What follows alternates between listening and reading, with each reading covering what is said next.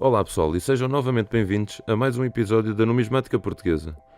Hoje, como prometido, trago-vos a moeda com erro. Esta moeda é da Unicef e foi mal cunhada. Vamos lá.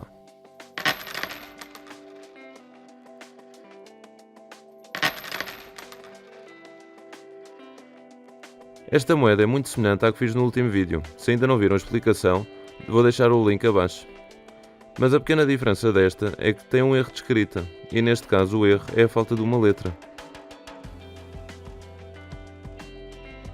Aqui podemos ver o valor facial, 100 escudos, e como podem ver, temos aqui República, e deste lado temos Portuguesa, em vez de estar escrito Portuguesa. Do lado esquerdo temos aqui o exemplar bem escrito.